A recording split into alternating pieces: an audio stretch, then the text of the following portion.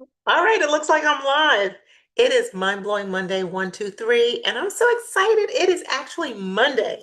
The past few weeks, I have not been getting this to you on the same day that I wrote it, but today it is hot off the press. So, 1, 2, 3 this week is about gratitude, divinity, and joy. Thanksgiving week is here, and for me, it's a special time to lean into gratitude, relax, and spend time with my family. In last week's yoga class and on my YouTube live stream, Mind Blowing Thursdays, which is 12:30 Eastern every Thursday, except for Thanksgiving and Christmas, I read a passage from an article I wrote last year called The Transformative Power of Gratitude. The thing is, it seems counterintuitive, but going through difficult times made me more grateful for all the blessings in my life. And I talk about that in the article. I really got tapped into my gratitude when my life was like the shittiest. You know what I'm saying? So when we have a lot, it's easy to take things for granted. When I first wrote 12 Steps to Mind-Blowing Happiness, I was trying to see if I have a book near me. Oh, wait a minute, I do. There usually is one around. When I first wrote 12 Steps to Mind-Blowing Happiness back in 2021, a friend of mine asked me to write an article about gratitude for her business launch magazine. For a moment, I questioned my work. I was like, should gratitude have been one of the 12 steps? The thing is, it's so deeply rooted in everything that I do. It's really the thread that runs through all of the steps to mind-blowing happiness. However, if I had to pick one place it shows up the most, I would say it's step 8, which is surrender. When we have faith and relinquish the need for control, we show appreciation to the divine, to spirit, to God, to higher power, to whatever that looks like for you. When we have faith and we relinquish the need for control, we show appreciation to the divine. And when I say the need for control, it's because we don't really have control.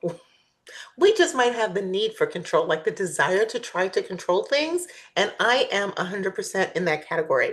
So that's what I was thinking about. And then the other thing, you may have heard me say this before, I didn't really write the steps. One night I woke up at 3 o'clock in the morning and the steps were given to me. So I was barely awake. I wrote them down on a piece of paper at the side of my bed. I rolled over and I went back to sleep. And then when I looked the next morning at that list of these 10 sacred lessons that I teach, I added the last two steps. Number 11 is passion, number 12 is purpose, and even that flowed from me so easily, I knew that they were a gift from spirit.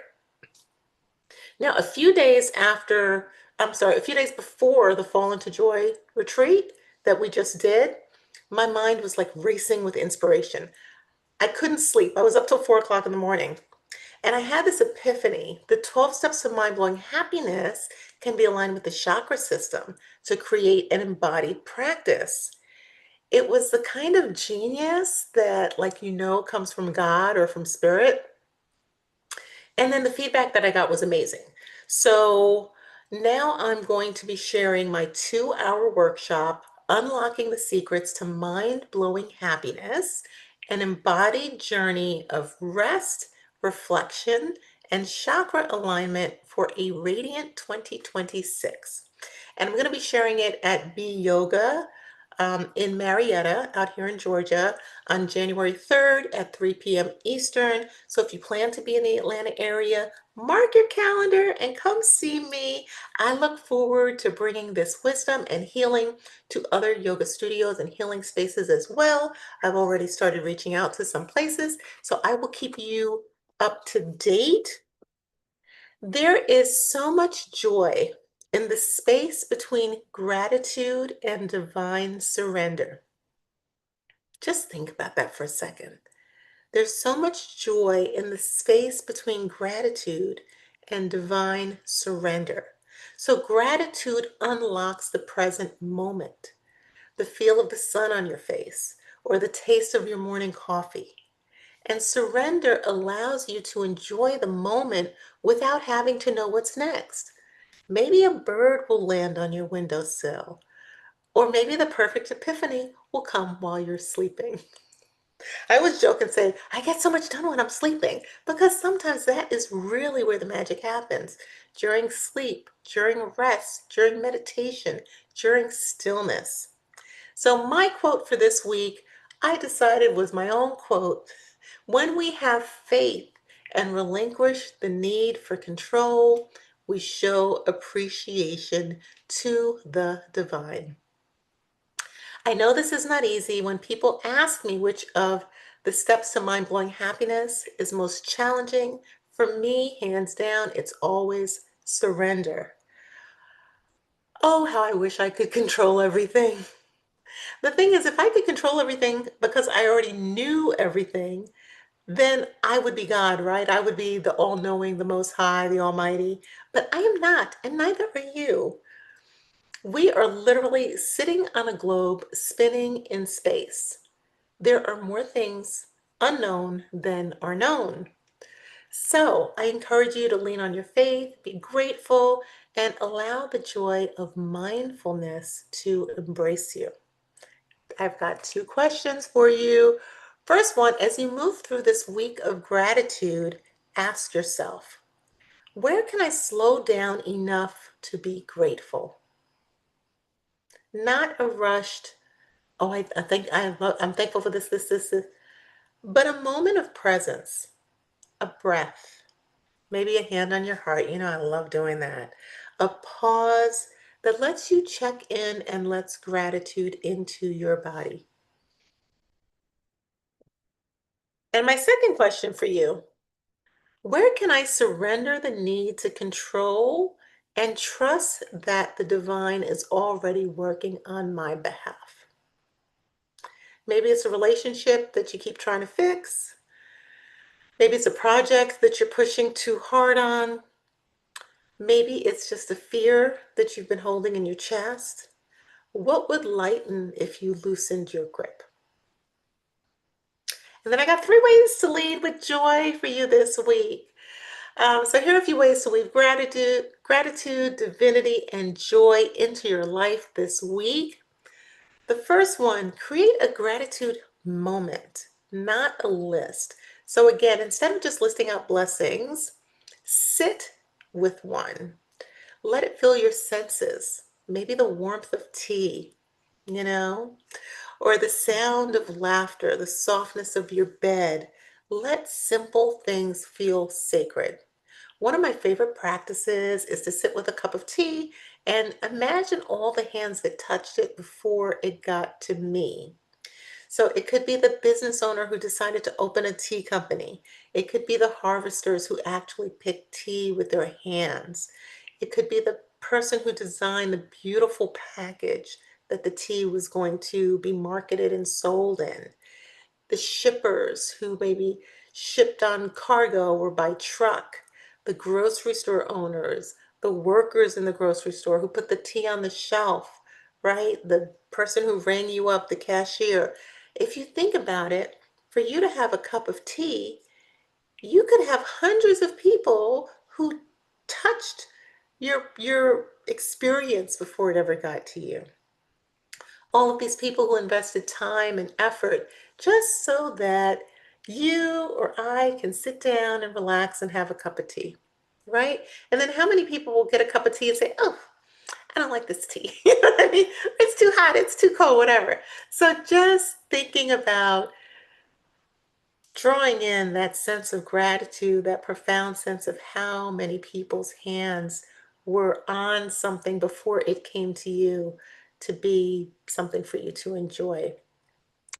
This is not in the newsletter, but I was in a uh what is it, qigong class the other day, and one of the things that came up was all of our ancestors. And usually we think of ancestors as, our parents once they've passed on, grandparents, great grandparents, maybe great great grandparents, maybe great great great grandparents, but we have so many more ancestors than that, right? So it's like how many people had to exist for you to even exist? Right? So it's not the two parents or the four grandparents or the eight great grands. You literally have hundreds of people who had to be here in order for you to be here. So just that alone is something that you can be grateful for. Okay, so 3 ways to lead with joy. The second one, practice small acts of surrender. So before you start your day, maybe just whisper, I release what I can't control and I trust what I can't see. I release what I can't control and I trust what I can't see. Write one thing you're ready to hand over to the divine and place it somewhere meaningful. I always have these little post-its around me. I like to pull cards. This one that I pulled today, believe in the impossible, blue moon, right? So sometimes just having these little acts of surrender and inspiration is very supportive and I think profoundly helpful. The third way, infuse joy into the ordinary. So, if you've been following me, I usually have some incense and a candle. I have fragrance. I got quite a goody things that I like around me. You know, I've got my plants.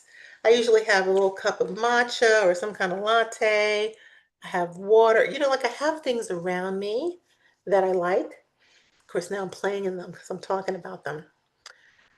So infuse joy into the ordinary. Like this is my workspace. I want it to be someplace that feels really good to me. I've got my yoga set up behind me. But it could be grooving to your favorite music while you're cooking, lighting, candle or incense when you're working, speaking affirmations while you apply your makeup or in the shower. So joy is created through these tiny rituals, not having to wait for the new job or the baby or the boyfriend or whatever it is that you think is going to make you happy, being happy in the moment. Gratitude is a portal. Surrender is a doorway. Joy is on the other side. Together, they open you to a more grounded, guided, and whole version of yourself. And as we move into this holiday week, whether you're surrounded by family, celebrating with friends, or giving yourself the gift of solitude, I hope you feel the beauty of your own divine nature and the joy of simply being alive. And if you've made it this far, you're already doing the work. You're part of the 1%. I'm proud of you. Keep going. I wish you freedom, alignment, and effortless abundance. So, P.S. This week there will be no Mind Blowing Thursday live stream on YouTube. There will be no Mind Blowing Happiness Circle for the remainder of the year. Both Thanksgiving and Christmas fall on Thursdays this year. So, if you are looking for some juicy intention setting, meditation, and visualization work for 2026, you can still join me for Dream, Create, Do. We have 2 sessions remaining, December 4th and December 30th. The recording for the November 20th session is waiting for you. If you want to learn more, excuse me, you can register on my website, trishajalroberts.com. I would love to see you as part of this beautiful, intimate gathering that we've created. And applications are open for the Ghana Soul Healing Retreat, November 2nd to the 10th, 2026. This retreat is a sacred journey of self-love, ancestral connection, and expansion. It's an opportunity to release old patterns, reconnect with your roots, and return home to yourself. So if you feel the call, don't wait. Fill out the application at ghanaretreat.com. That way I will know that you're interested and I will keep you updated with details, early updates, and exclusive opportunities. That's it, you guys. Have a wonderful week.